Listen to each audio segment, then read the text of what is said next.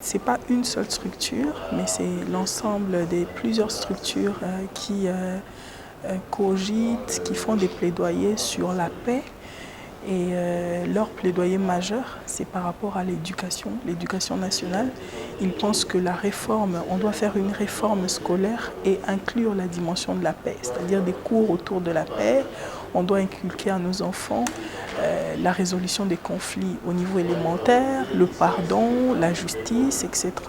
Mais également, ils ont parlé du genre, de l'aspect genre, la représentativité de la femme, la prise en compte des femmes dans les partis politiques, la nomination des femmes dans les instances de prise de décision.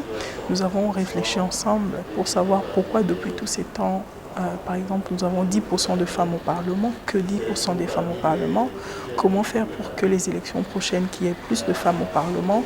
Nous avons réfléchi sur la loi électorale, mais également sur la loi des partis politiques. Premièrement, c'est dû aux normes, c'est-à-dire les lois. Les lois ne favorisent pas, il n'y a pas de discrimination positive pour la femme.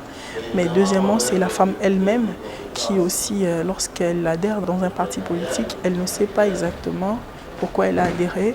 Plusieurs femmes préfèrent dans les partis politiques faire de l'ambiance ou dresser des tables ou servir du café au lieu de concourir pour des postes. J'ai beaucoup aimé la raison pour laquelle vous avez choisi le mot « se battre » parce que c'est le mot qui convient. Il faut vraiment se battre pour cette loi-là.